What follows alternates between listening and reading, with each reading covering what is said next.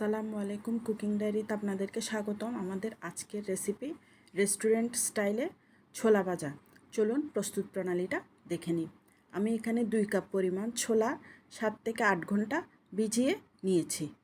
এবার এগুলো পরিষ্কার করে ধুয়ে তাতে হাফ চামচ হলুদ গুঁড়া, হাফ চামচ লবণ, হাফ চামচ চিনি এবং 1 টুকরা দারচিনি ও 4 থেকে 5টি তেজপাতা দিয়ে দিতে হবে। এই মশলাগুলো স্বাদ বাড়াতে খুব কাজ করে। এবার 4টি কাঁচামরিচ ও 2টা মিডিয়াম সাইজের আলু ছিলে দিয়ে দিতে হবে। এবার পরিমাণ মতো পানি দিতে হবে। পানি এমনভাবে দিতে হবে যাতে সিদ্ধ হওয়ার পর পানিটা শুকিয়ে অল্প পানি ছোলার মধ্যে থাকে। পানি যদি বেশি থাকে ছেঁকে ফেলে দিলে মশলার ফ্লেভারটা নষ্ট হয়ে যাবে। এবার একটা বাটিতে 1 চামচ পরিমাণ তেঁতুল নিয়ে সেটা আমি ভিজিয়ে রেখেছি। দেখুন ছোলাটা সিদ্ধ হয়ে গেল। এবার আমি এক এক করে তেজপাতাগুলো নিয়ে নিব। এবার একটা পাত্রে হাফ কাপ পরিমাণ সরিষার তেল দিব। সরিষার তেল দেওয়ার কারণ হলো টেস্টটা ভালো আসবে ছোলা ভাজার, সেজন্য। এবার একটা বড় পেঁয়াজের অর্ধেক পরিমাণ পেঁয়াজ দিয়ে পেঁয়াজটা নরম হওয়া পর্যন্ত অপেক্ষা করব।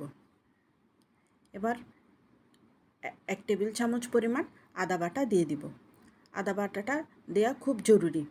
এবার হাফ চামচ পরিমাণ হলুদ, হাফ চামচ পরিমাণ মরিচের গুঁড়া এবং 1 চামচের বেশি পরিমাণ জিরা গুঁড়া দিতে হবে।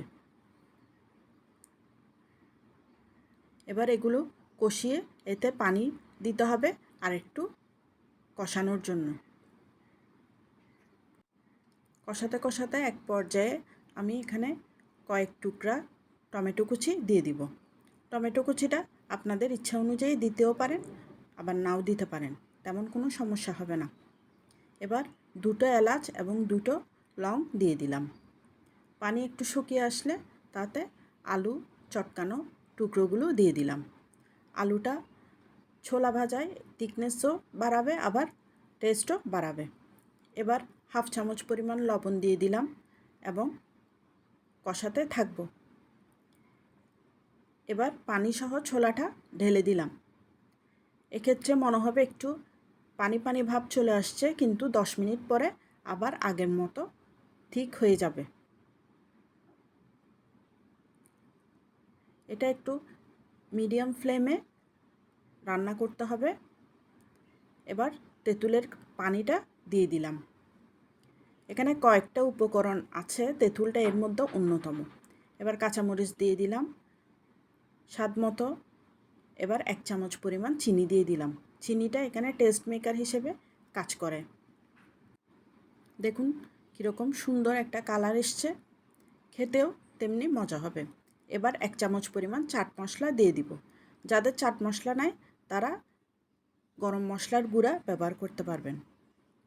এবার বেরেস্তা এবং ধনেপাতা দিয়ে গরম গরম পরিবেশন করতে পারবেন। যদি এই রেসিপি আপনাদের ভালো লেগে থাকে তাহলে বাসায় ট্রাই করে দেখতে পারবেন এবং লাইক, কমেন্ট, ফলো দিয়ে সাথে থাকবেন। আল্লাহ হাফেজ।